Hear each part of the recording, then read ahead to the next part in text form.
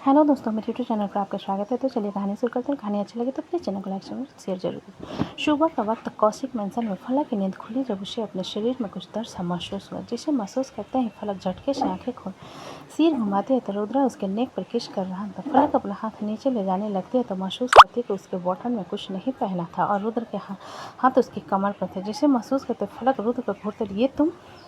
रुद्र उसकी बात को बीच में काटकर उसके होठों पर अपने होठ रख देता है और उसे डीप किस करने लगता है। रुद्रा फलक को किस करते हुए उसके साथ इंटीमेट हो रहा था और फलक धीरे धीरे गुनगुना रहे थे। एक पैशनेट किस के बाद रुद्रा फलक के होठों से दूर हो उसे अलग होकर सीधे सुलाए उसके ऊपर आते हुए बोला, अब बर्दाश्त नहीं होता, हम एक ही मंडप में शादी करेंगे। इतना कहने के बाद रुद्र फिर से फलक के साथ इंटीमेट होने लगता है, जिससे फलक की आवाज़ उस कमरे में शोर कर रहे थे। रुद्र की भी सांसें की आवाज़ तेज हो चुकी थी जब फलक चिढ़ते हुए बोली, आह क्या तुम थोड़ा जेंटल हो सकते हो। रुद्रा फलक की बात पर उसके सीने को सहलाते हुए, फलक वांट बेबी। ये सुन फलक बड़ी बड़ी आंखों से रुद्र को घूरते हुए, तुम अपनी एक गंदी सी डिमांड के लिए मेरे मॉर्निंग वाली नींद खराब कर रहे हो। रुद्र फलक की बात पर अपना सिर नहीं में हिला उसके पैरों को अपने कंधे पर रखते हुए बोला, नहीं, और हम गंदी चीज़ कर रहे हैं तो भी अच्छी चीज़ हुई ना, क्योंकि मेरी मेहनत का रिजल्ट होगा वो। और कितना सोती हो तुम, इसलिए अब तुम रोज़ मॉर्निंग की एक्सरसाइज करोगे। रुद्र की बात पर फलक बेडशीट को मजबूती से पकड़ उसे घूरते हुए बोली, ब्लॉडी टॉपर, मैं एक इन्फ्लुएंसर हूँ, मुझे अच्छे से पता है कि अपने बॉडी को कैसे फिट रखना। मुझे मत सिखा और अपना ये ताम झाम जल्दी खत्म करो। जिसे सुनकर रुद्रा फलक को घूरते हुए बोला, मेरा वो गंदा सा शाहू और तुम्हारा जीजा मुझे कहता है कि मैं बुढ़ा हो गया हूँ। क्या तुम्हें मेरी रफ्तार देखकर लगता है कि मैं बुढ़ा हो गया हूँ? फलक अपने मुँह पर हाथ रखते हुए गुस्से में रुद्र से बोली, तो तुम मुझ पर क्यों भड़ास उतार रहे हो डफर। रुद्रा फलक की बात पर उसके बिल्कुल नज़दीक आकर उसके होठों पर चूमते बोले, फलक अपने मुंह से हाथ हटाओ। फलक के आंखों के कोने से आंसू बहने लगते हैं और वो रुद्र की तरफ देखते हुए बोली, swear I will kill you bloody hell. ये कहते हुए फलक गहरी सांस भरने लगते और रुद्रा उसके कंधों को मजबूती से पकड़े उसके ऊपर ही लेटा सांस भर रहा था। करीब 5 मिनट बाद फलक रुद्र को खुद से दूर करते हुए बोली, 1 मिनट रुको। इतना कहकर फलक अपने टॉप को निकाल कर फेंक देती है और इधर उधर अपने फ़ोन को ढूंढने लगती है। रुद्रा फलक के ये हरकत पर आलथी पालथी मार कर बैठ उसे देखते हुए बोले, ये तुम क्या कर रही हो?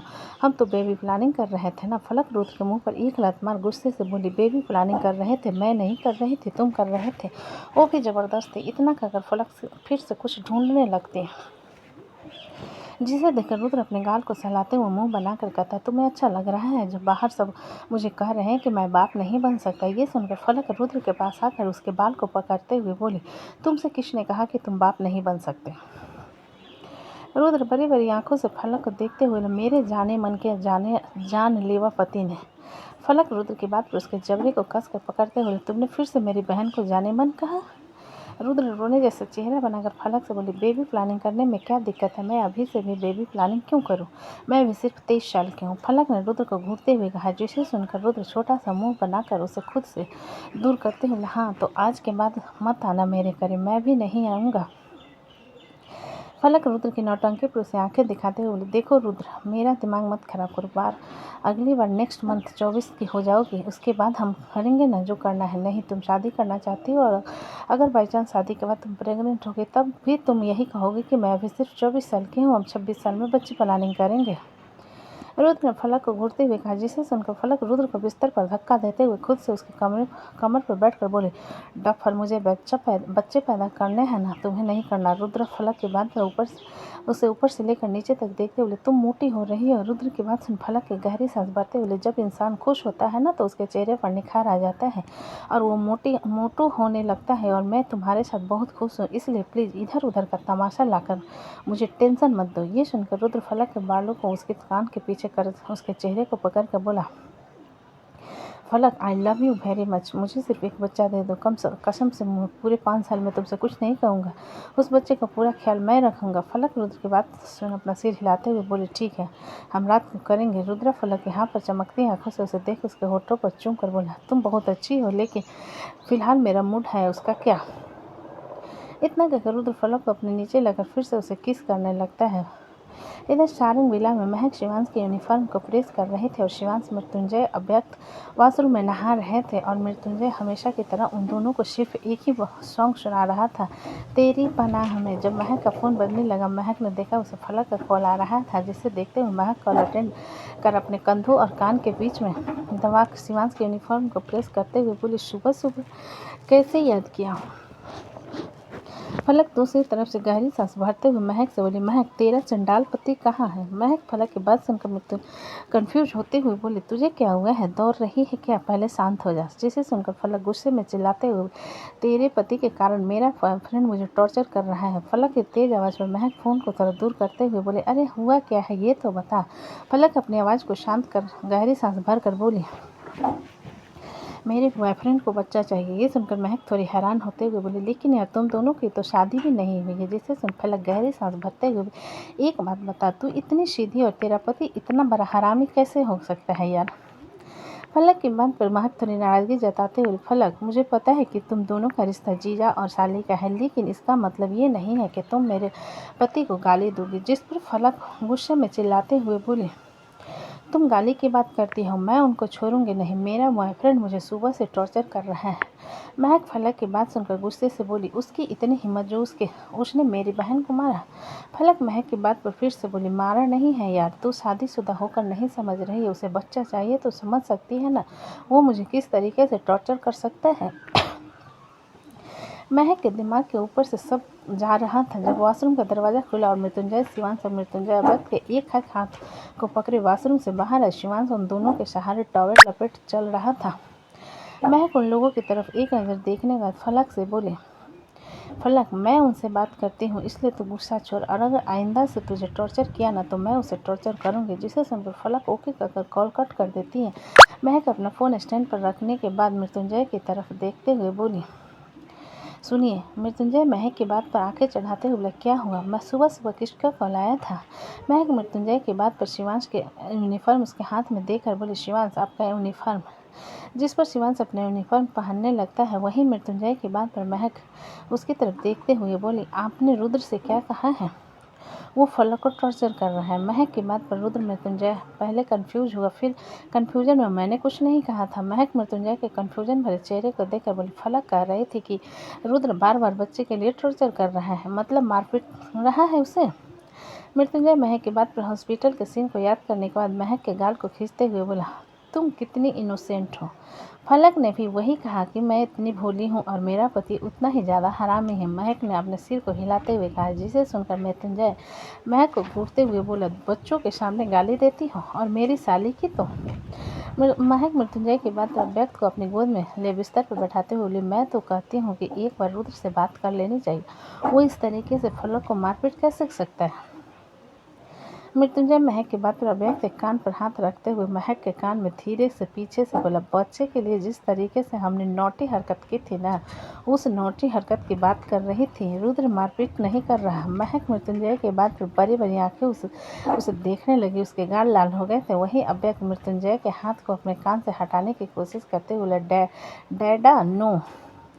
मृत्युंजय अव्यक्त के कान के हाथ हटाकर महक के गाल पर किस करते हुए बोला, अब समझ आई मेरी भोंदू बीवी, बहुत देरी से समझती हो तुम। महक मृत्युंजय की बात पर उसके हाथ को अपने चेहरे से हटाते बोली, हो समझ गई, मैं तो पहले ही समझ गई थी। इतना कहकर महक मृत्युंजय के नजरें चुराकर अव्यक्त को रेडी करने लगी। मृत्युंजय महक की नर्वसनेस को देखकर मुस्कुरा दिया और हॉस्पिटल जाने के लिए रेडी होने लगा। मृत्युंजय रेडी होने के बाद वहां से जाने लगा, जिस पर शिवांश मृत्युंजय से बोला, अंकल। शिवांश की आवाज़ पर मृत्युंजय रुककर उसकी तरफ देखते हुए बोला, क्या हुआ शिव?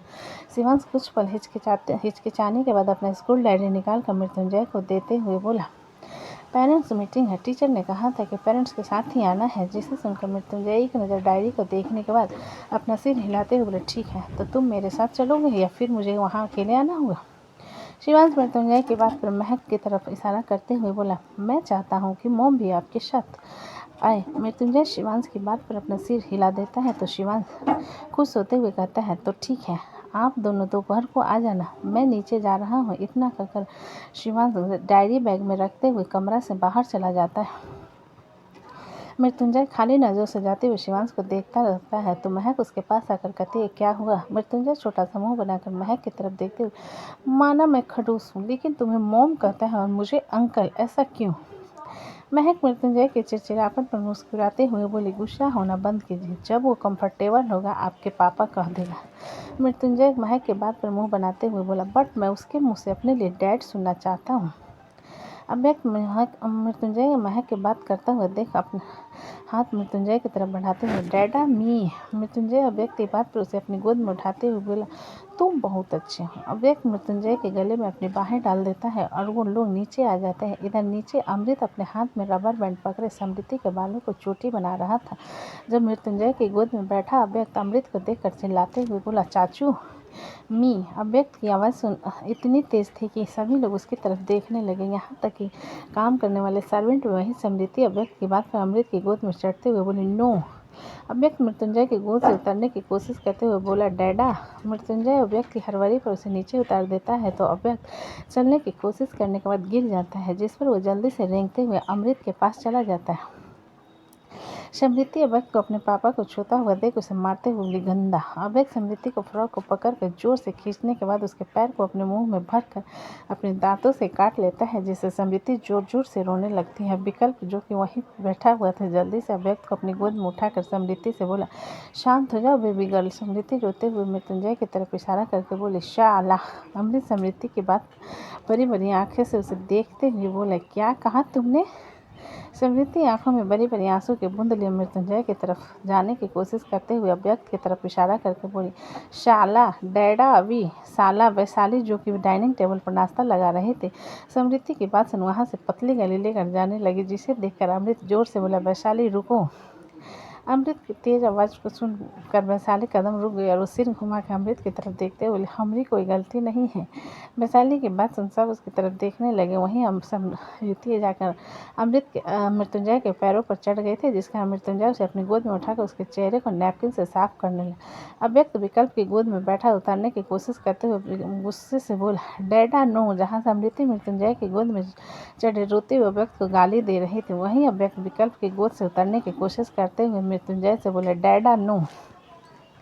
विकल्प अव्यक्त की हरवरी पर उसे ठीक से पकड़ते हुए बोला, अभी बदमाशी करना बंद करो, बहन है वो तुम्हारी। अव्यक्त विकल्प की बात को इग्नोर करते हुए एकदम से उसकी गोदी से कूद जाता है, जिससे विकल्प हैरान हो जाता है। वहीं अव्यक्त दौड़ते हुए गिरते पड़ते जाकर मृत्युंजय के पैर को कस कर पकड़ लेता है। मृत्युंजय अपनी गोद को गले लगाकर बैठे अव्यक्त को देखकर बोला, सब्र नाम की चीज़ नहीं है ना तुम्हारे अंदर। अव्यक्त अपनी आंखों में बड़ी बड़ी आंसू की बूंद ले रोते हुए मृत्युंजय को समृद्धि की तरफ इशारा करके, नो मी डैडा मी। अव्यक्त के आंसू को देखकर मृत्युंजय गहरी सांस भरकर झुककर उसे भी अपनी गोद में उठा लेता और डाइनिंग टेबल की तरफ लाते हुए कहता, खबरदार अगर झगड़ा होगा तो। अव्यक्त मृत्युंजय की बात सुन मासूम के बच्चों की तरह उसे गले लगाकर समृद्धि को घूरने लगता है। जब मृत्युंजय दोनों को डाइनिंग टेबल पर बैठा अव्यक्त से बोला, अभी सॉरी बोलो। अव्यक्त मृत्युंजय की बात अपना सिर नहीं में हिलाकर बोला, नो। जिसे देख मृत्युंजय अपनी आंखें छोटी करके बोला, अभी से सॉरी। मृत्युंजय की सख्त आवाज़ पर अव्यक्त पप्पी फेस बनाकर बोला, छॉली डैडा। मृत्युंजय अव्यक्त के रोने जैसे चेहरे को देख उसके चेहरे को समृद्धि की तरफ करते बोला, समृद्धि से सॉरी कहो, तुमने उसकी उंगली काटी ना। अव्यक्त एक नज़र समृद्धि को देखने के बाद अपना सिर पूरी तरीके से नहीं में हिलाते, नो। जिसे देखकर मृत्युंजय अव्यक्त के चेहरे को पकड़कर समृद्धि की तरफ करते हुए, सॉरी कहो। अव्यक्त समृद्धि को एक नज़र घूरने के बाद जल्दी से फिसलते हुए पीछे होकर बोला, नो। मृत्युंजय घूरकर अव्यक्त की तरफ देखने के बाद बोला, मैं बात नहीं करूँगा तुमसे। अभी मृत्युंजय की बात को समझते हुए अव्यक्त अपना सिर हाँ में हिलाकर बोला, ओके प्रो। अव्यक्त की फ्रस्ट्रेशन भरी बातों को सुनते हुए मृत्युंजय समृद्धि के बालों को ठीक करते हुए, सॉरी बेबी, तुम्हारे भाई की तरफ से मैं माफ़ी मांगता हूँ। मृत्युंजय की बात पर अव्यक्त उसके हाथ को समृद्धि के सिर से हटाते हुए समृद्धि के गाल पर किस करके बोला, चौली। समृद्धि अव्यक्त किस करने पर उसके गाल पर एक थप्पड़ रसीद देती है और उसके बाल को पकड़कर उसके सिर को मारने लगती है। अव्यक्त दर्द से रोना शुरू करते हुए समृद्धि के बाल को पकड़कर खींचने लगता है और दोनों एक दूसरे के बाल को खींचते हुए रोना शुरू कर देते हैं। मृत्युंजय उन दोनों को एक दूसरे से अलग करते हुए गुस्से में बोला, बस करो। मृत्युंजय की गुस्से भरी आवाज़ को सुन सब उसकी तरफ देखने लगे और महक मृत्युंजय के पास आकर समृद्धि को अपनी गोद में उठाते हुए बोले, आप अपने बेटे को संभालो। इतना कहकर महक समृद्धि को लेकर किचन की तरफ चली जाती है। अव्यक्त जाती हुई महक को देखने के बाद रोते हुए बोला, डैडा मम्मा। मृत्युंजय अव्यक्त की तरफ हताश नजरों से देखने के बाद उसे अपनी गोद में उठा उसके पीठ को थपथपाते हुए बोला, चुप हो जाओ, घर में ही है वो। अव्यक्त मृत्युंजय के कोट को अपनी मुट्ठी में भरकर उसके कंधे पर अपना सिर रखकर धीरे धीरे सिसकने लगता है। तो दोस्तों, कहानी कैसी लगी मुझे कमेंट में लिखें। अच्छे लगे तो प्लीज़ चैनल को लाइक करें, सब्सक्राइब करें और ज़्यादा से ज़्यादा शेयर करें। कहानी को पूरा सुनने के लिए धन्यवाद।